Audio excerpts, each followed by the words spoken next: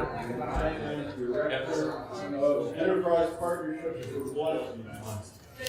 We're sponsoring this event really for you. And our concern around this session is that you guys get the most out of it possible. So I just wanted to briefly find out how many folks here are on what sides of the business, so we're sure to be able to talk to your needs. Can I just get a quick show of hands? How many of you are IT people? Thank you so much. Okay. Is there anyone else in the room? Okay. Business owners, business owners, marketing. Okay.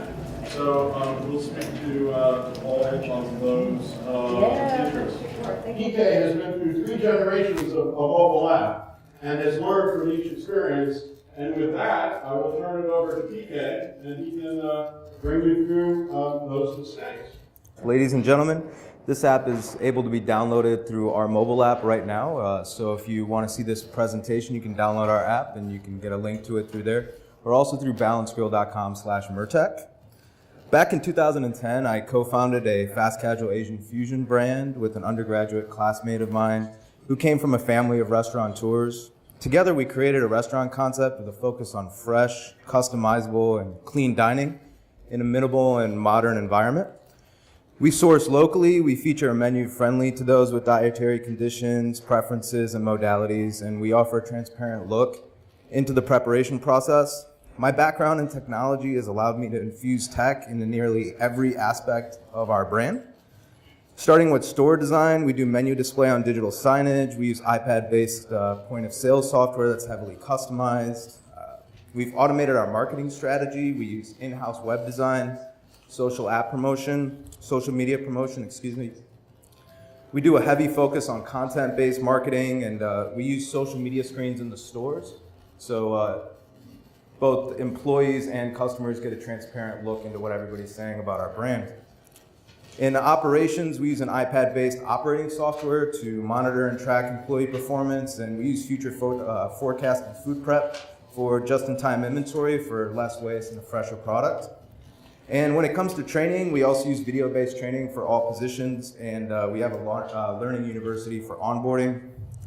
Based on this incorporation of technology into nearly every aspect of our brand, our customer base really expects a state-of-the-art digital experience. So when we started and created our brand, we really did it in the most organic way from the viewpoint of the customer. I had actually never personally worked in a restaurant before starting one. And when we were researching and creating our concept on paper, my partner and I, we traveled and tried all different types of restaurants. We really stumbled into the fast casual segment. We didn't study market trends or anything like that. We created our concept by making a list of things we didn't like about other restaurants. And we made that list of mistakes, and there were things that we thought they were making, and maybe it was a little naive at the time, but we created a highly successful chain of restaurants based on this method of trying to fix those mistakes. So one of our core philosophies is Kaizen, which is continuous improvement, and we like to seize every mistake as an opportunity for growth. So that's why I'm here today. I'm here to share with you some of the 10 mistakes that can ruin launching of a new mobile app for your brand and how to avoid them. We're fairly early in our growth plan and we only have a handful of locations, but our small footprint's really given us the opportunity to experiment. We've made 3 attempts at launching a mobile app. 2 of them have been released to customers, and along the way we've seen some marginal success, but we feel as though this 3rd time is a charm, and I'm excited to share with you our latest app. So depending on your brand's history with mobile apps, your demographics, your store count, your growth strategy, you may find that we face different challenges. But at the most basic level, we all want the same result. We want to increase our top line by creating value for our customers. I'm going to be sharing our story, and along the way, I'm going to be sharing some of the mistakes we've either committed or avoided. So I'm going to start the story all the way back in 2013 when we first wanted a mobile app for our brand. We wanted to drive revenue, and we thought in really simple terms that a mobile app was really for online ordering only. We wanted a low-cost, a foolproof app, and something that would have minimal issues for both customers and our staff. And we wanted that app really quickly, because who doesn't? So we settled on a templated mobile app that allowed us to add our own logo, to launch an app on the iPhone and Android marketplaces with our brand name on it. And we got out there. And about 6 weeks later, we had our app, and it was on those marketplaces, and we focused really on driving customer engagement within the app. Within 2 years, we hit some really great goals that we wanted to at the beginning. We got a total of 15% of our revenue coming in just through the mobile app platform. And we had about 3,000 active users. And our Yelp and Google reviews were filling up with positive customer experiences based on our concept focus on quick and healthy takeout. Along the way, we learned how to promote our app to our customers, and we learned who our customers were that were using the app, and a bit about what they liked off of the menu. But more importantly, we learned their preferences. They wanted a totally different type of experience than the person who's waiting in the line or calling in off of the phone. They really want to spend the minimal amount of time in the store. They want to spend the minimal amount of time interacting with staff, and they want to be in control of their experience. They want to control the ordering process, and they want to control the time frame. So we gained this insight by avoiding the first mistake that many brands make, which is mistake number 1, not integrating the app into all of your operations processes. This was easy for us because we have a really small footprint and a small admin staff, but it's important that all areas of the business are on board with the new app and they understand how it's going to impact their role. It's important to set expectations for each team within your company's operations, including your in-store staff. They need to be trained on how to interact with app customers specifically, and they want to be trained on how to promote the app to all customers who are calling in the order, because if you're getting a lot of call-in orders, that's going to be your first natural market that's going to be adopting to the app. You should do local store marketing with promoting the app within the store, on flyers, on your on-hold music when people are waiting on hold to place a to-go order, and even on door and window signage to your restaurant. On a brand level marketing, you should be focused on showcasing the app within your content strategy, your social strategy, and core marketing materials like your in-store and your takeout menus. And really all these teams, they need to be working together to create the greatest effect. And you want to have the right promo item distributed properly. So for example, a flyer stapled on all of your to-go bags would be a great way to promote the app. So to avoid this mistake, you should have a plan for how to delegate tasks and expectations among your team, and a plan for how training and operations processes may need to be changed. A comprehensive marketing plan that leverages your existing channels to promote the app would obviously be a good idea. But not everything about our first app was really all that positive. And we made some mistakes along the way. And the second major mistake that I'm going to be talking about today is mistake number 2, not realizing that the app is only a part of the puzzle. I'm going to do a really quick macro level overview of some of the key parts of the app ecosystem. I'm sure a lot of you guys have a tech background and we're speaking about the same things. I want to make sure we're using the same terminology. So the first part of the app is the most obvious. It's the app itself. It's the customer interface. It's what customers experience. It's the code that's actually downloaded to the phone via the App Store, the Google Play, or the Windows Marketplace. And it's what the majority of customers are experiencing when they're interfacing with your brand via mobile. Behind that, there's the transfer and exchange server. That's how the order is actually delivered to the store. It's typically a backend that collects data from the app, and it pushes it to the receiving end. And along the way, it keeps records or data within a database. The receiving end can either deliver orders directly to your point of sale system or be delivered in some kind of a closed loop, like a receiving tablet or a ticket printer. This back end is often, it's not visible to you, or it may have a really limited user interface, or it may actually exist entirely in code files with all of the data in a database. This system is typically also what typically handles the distribution of communications, such as order confirmation through emails and push notifications, as well as handoff to the payment gateway. And the payment gateway is the next major part, and I really think it's kind of one of those under-evaluated areas of the structure. In off-the-shelf app ecosystems, the choice of merchant processor may actually be non-existent. Separate merchant processors between your stores and your new app, and having the app keep proper separation of deposits from multi-location brands should be a consideration. This is one of those things that would be obviously really important for franchise brands. And then also you should have the consideration of the accounting and administration of all of those extra merchant accounts and the processing cost. associated with the processing through your mobile app. All this needs to be balanced with the feature set that you're looking for within the app itself. Some gateways and processors, they have advantages for mobile applications, including mobile-ready APIs for quick foolproof integration. And they also have the ability to integrate with features often demanded by customers, such as Apple Pay and Google Wallet. Another consideration here within the payment gateway is gift cards and existing loyalty point systems and how that's going to integrate with your app. And then lastly, you have the CRM or the reporting backend, which is the admin panel that's sourcing data from the transfer and exchange server. This is usually going to show order data, payment reconcile, and customer data. Sometimes for off-the-shelf systems or some feature set providers, this is kind of what they use to sell the app to you, but sometimes that takes away from the user experience, and that's not what you want. You're really rolling out an app for your customers. Considerations here, they include integration with store data from your point of sale, enterprise reporting, and user access control for all the people within your organization. Another important consideration for your app ecosystem really should be the support and how negative customer experiences are handled.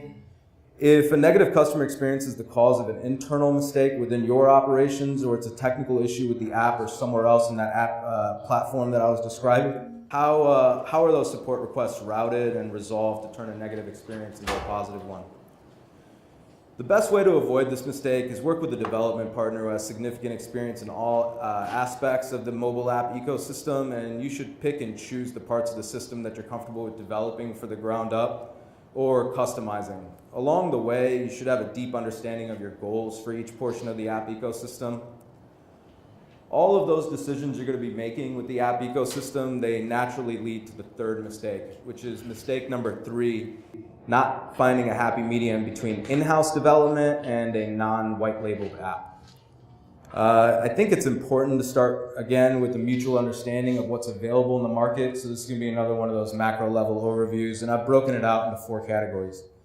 First choice when you're bringing mobile to your brand is really a native versus a non-native app. And some of you guys may have already made this decision, and this is one of our first options. We could just simply take our online ordering and make that mobile responsive. And you can either distribute it as a web application, which would have a link like added to your home screen, or you can do it through a really simple app, which is just a browser, a frame. It's fast, it's cost effective, but it's really not a true mobile application and therefore has limitations on UX and capability. However, this is typically functional across any device, any platform, and it limits the complexity of all the moving pieces that you have with your mobile app ecosystem. Some exciting developments are happening with web application, and this choice may become relevant in the future, but for right now, native is pretty much the only way to go. When you get into native, your first stop would be a templated app, and this was our first app that we did. It's minimum customization, there's no real integration options with the point of sale or with other platforms. It has immediate setup and deployment. The apps are ready to roll. It's off-the-shelf applications that require minimum setup time, minimum cost, and there's minimum potential technical issues. However, they also offer minimum customization and a minimal choice of payment processor. And they often have generalized feature sets that may or may not match your brand and all of the objectives that you have with rolling out a mobile app. Your next option is a feature set custom app. This is working with a developer who's done this a few times for a few other restaurants. It's usually a white labeled app. There's some custom integration options here. And some of those feature sets that they've built in the past, they can be reused. So you can leverage that. The transfer and exchange server that I described earlier, it's pretty sophisticated and it's stable. And the back end, the admin panel I was talking about, is typically complete with a variety of data points and reports. The majority of often used features for the mobile application, such as the ordering interface, are already built out and stable, and they're offered in modules so that you can kind of customize it to what your brand objectives are. Custom development of additional modules may be possible. This option has less upfront cost than a completely custom app, and it has a fixed monthly cost that sometimes varies with the feature set. Your fourth option is kind of diving off of the deep end. It's getting into complete development. And here you have limitless choice and limitless costs. This can be costly in both time, upfront, and annual expense. But really, you're going to have a complete choice in the branding and the user experience, the feature set on both the mobile app and on the back end, and often customization on the transfer and exchange server to be able to accomplish your goals. Sometimes all of this can be expedited using platforms that offer a transfer and exchange server or a framework for a mobile application like an SDK. And then it may have a CRM or a backend, or it may not, and you may have to develop it all from there. So I'm going to be honest with you all here. We've made this mistake number 3 a few times. The first app we rolled out, the templated one, it was picked up by a number of other local restaurants, and soon we had multiple apps being used in our city for different brands that all looked similar and functioned about the exact same. At the time, we put direct point of sale integration on the back burner. For us, we avoided POS integration due to cost, and others may avoid POS integration due to lead time or complexity of integrating across multiple point of sale systems. But point of sale integration is really necessary. Adding that step of transcription between devices, in our case, it was a receiving iPad. It takes away time from staff and speed of preparation from the customer's perspective. And customers, when they're using the mobile app, they're expecting 100% accuracy because they're submitting it through the app themselves. And so if you have to transcribe it and someone on your team makes a mistake, it's non-recoverable. It obviously has an overall impact on total customer satisfaction. And then there's also the lack of customization. We face some marginal losses in revenue from not being able to apply the proper cost to modifiers, and due to a limited modifier structure and the UX around that, some modifiers that maybe we could use, we never put in because it would just complicate the entire ordering process. Some of our inner circle customers that we were really counting on using the app first, they wouldn't use the app at all because of the limited modifier sets that were available in the app. All the way along our process and trying these different apps, we've really tried to avoid the custom route. The time frame, it's long, it's unpredictable, and the costs are unpredictable, and it's a major investment. Diving head first into creating a complex ecosystem is not one of the core competencies I have, and it's not really something I want to build within our company. It was a lot of risk, and for us, without having a tangible result of what it was going to come out functioning like, that we could point to at the start, made it difficult to kind of jump into that. And one of the other points that I think is important to make is it's really difficult to keep up with the dynamic app space that we have. I mean, so many new features are being rolled out by other brands. Keeping up with that can sometimes be exhausting and really expensive. So I think the answer on how to avoid this particular mistake, it's going to be different for everybody here in this room. But for what we wanted and what we wanted to avoid, we chose a feature set developer. In our customer display, what we were looking for was some really good user experience and a rich visual design that allowed our content to shine. We wanted a choice in payment gateway, but we didn't want to get too deep into the transfer and exchange server outside of branding and design of the automated communications, such as order confirmation emails or new user signups. And we looked for a well-developed CRM or backend that was feature-rich and powerful, and it had a dashboard with all the KPIs we were looking for. And we looked for a team we could grow with. But before we made this really insightful choice, we actually made mistake number 4, which was not knowing the standard of what can be achieved with the mobile app. What we wanted at the time, coming out of our very first templated app, was a quick fix to our white label and integration troubles. So we actually first looked to our point of sale provider. And they had a ready-to-roll all-in-one solution that we could just kind of roll out. And it had a bunch of features like in-app coupons and a limited ability to show news and offers. And it had digital integrated orderings with the mobile payments option, which was everything we were kind of looking for. And all of the features were well tested, but if we didn't want to use any of the features, we couldn't turn them off. So as we started to look at other brands' apps, we started to add in the feature list that we wanted. Suddenly, we really wanted what all these other apps had. They had an integrated loyalty program, they had digital and linked in-store gift cards, and we wanted to automate our marketing using the app to create really targeted campaigns.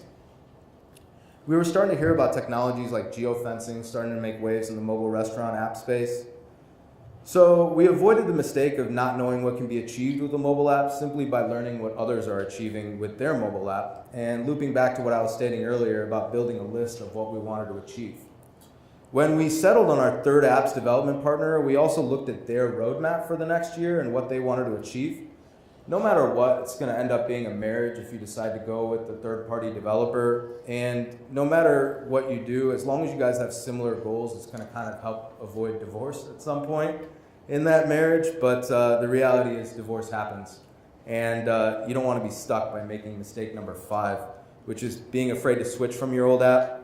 So if your current app isn't performing for your business and you're receiving mediocre or negative customer feedback, it's about time that you switch. You shouldn't be afraid to make a change. You can always beta test the new app to a specific group to gain some feedback prior to a big launch. You can even pilot the app in one store or in one market to make sure it's been rigorously tested. And even if you don't have publishing rights on the app marketplaces, so that it just pushes an update to the app, it's really not that difficult to get customers to download an entirely new app. As long as you do 2 things. Number 1, you've got to solve all the common issues that customers are reporting with your current app. And number 2, you got to give them something new. And it's really not that hard to achieve that because you wouldn't be looking at getting a new app if you didn't want the exact same thing. So as long as you're achieving that, you're going to give the customers what they want and they'll download that new app. So the second app that we built with our point of sale provider, the quote unquote white label one, it only fixed some of our common issues that the app users were facing, specifically regarding modifiers. But due to its limitations on its UX that I was describing earlier, it just didn't come out looking great, and generally it didn't offer something new. So we never ended up launching that app. So now we're on app number 2 and still back to app number 1. And we're back to the drawing board.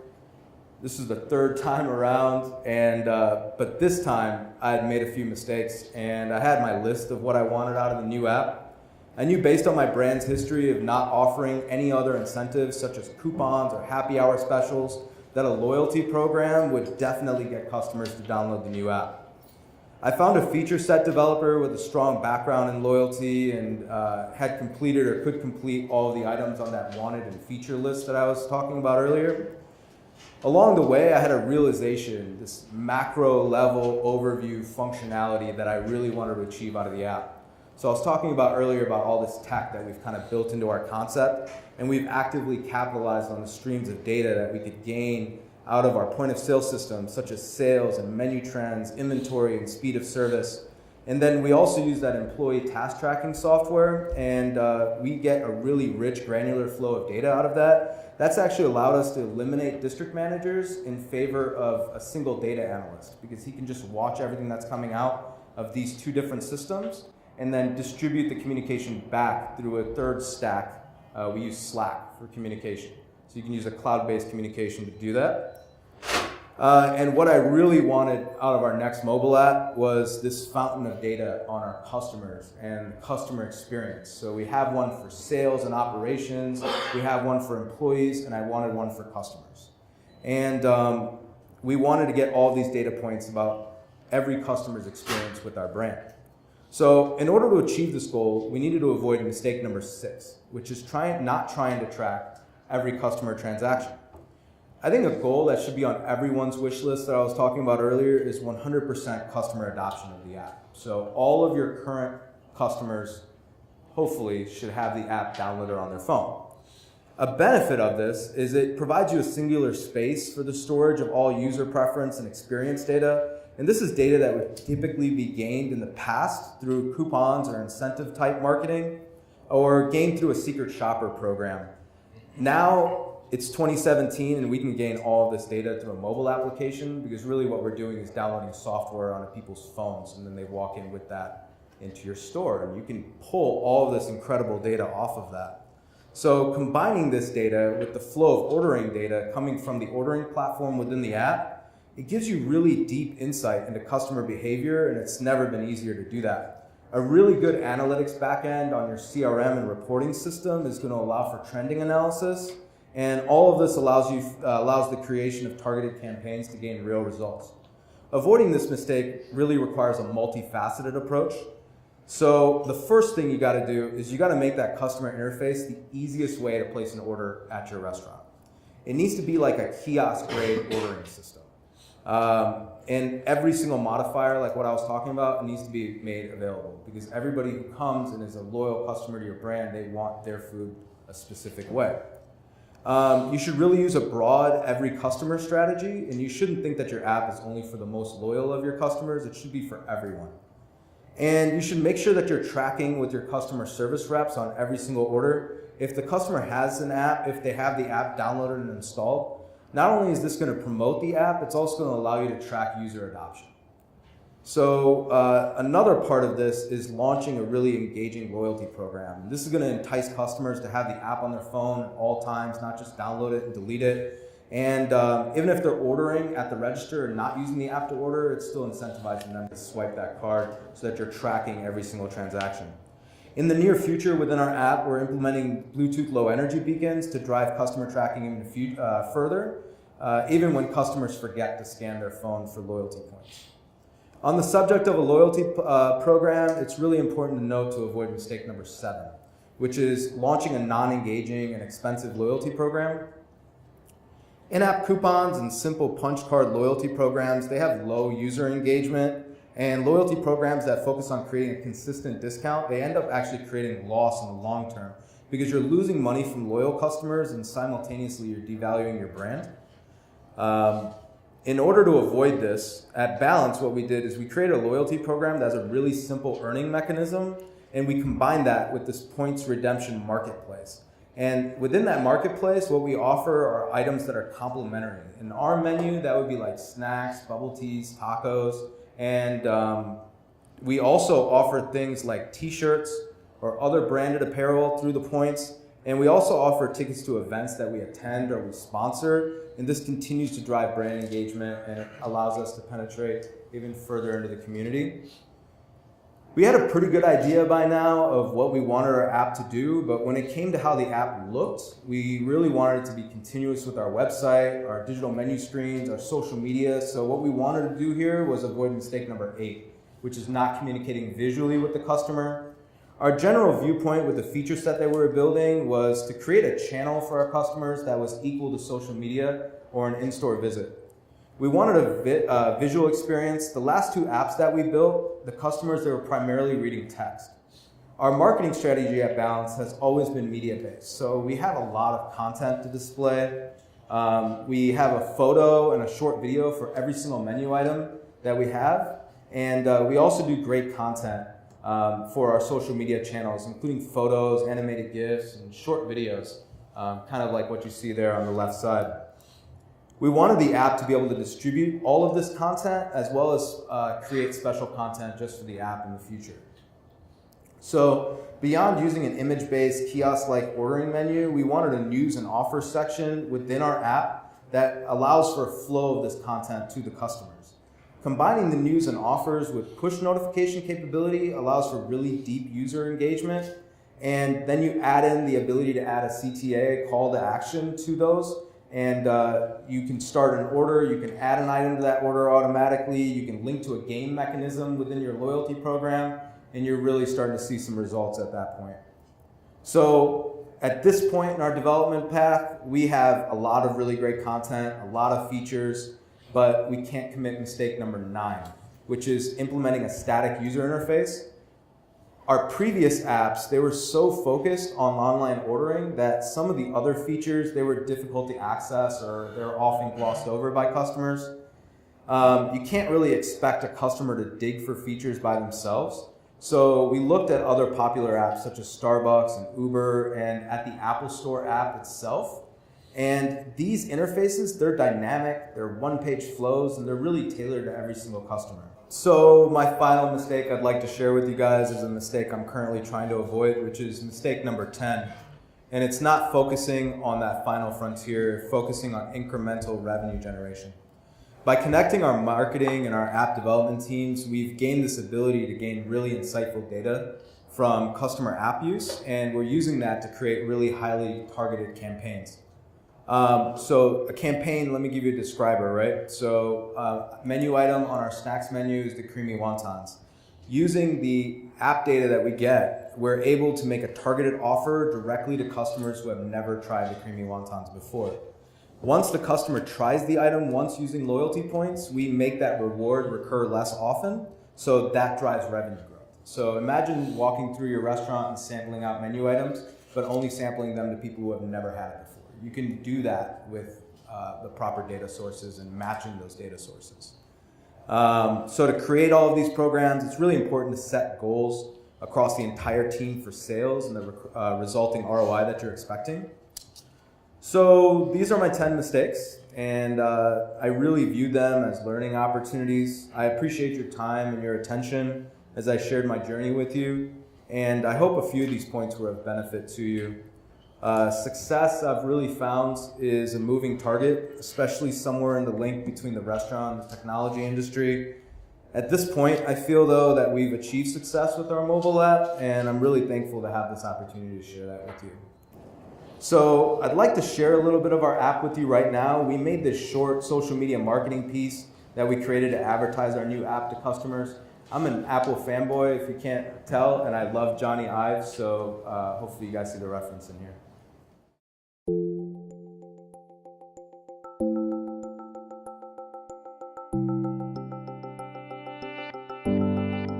We have created a mobile application that is the most deliberate evolution of our original founding concept.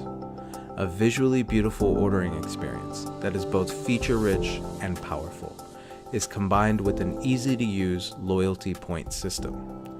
Our obsession remains to continuously simplify and improve upon our concept. To define one truly uninterrupted ordering flow, we have developed a direct link between your mobile phone and the iPads in our kitchens. The result is a singular, evolved restaurant experience that is equally rewarding for our customers as it is efficient for our operations. With the way you integrate balance into your lifestyle, our goal was to create a simple and natural way to earn points. It begins with a $1 to 1 point earning schedule. With more than one way to earn points, some as simple as sharing the app with your friends, our new loyalty system will transform your ordering experience. To interact with Balance outside of our restaurants, we share with you when we host and attend events. Using Balance points or cash, you can request or purchase tickets directly from within the app. And for the first time ever, Balance Swag is available exclusively through Balance Points. Our new mobile application is available on the App Store, Google Play, and Windows Marketplace. Thank you.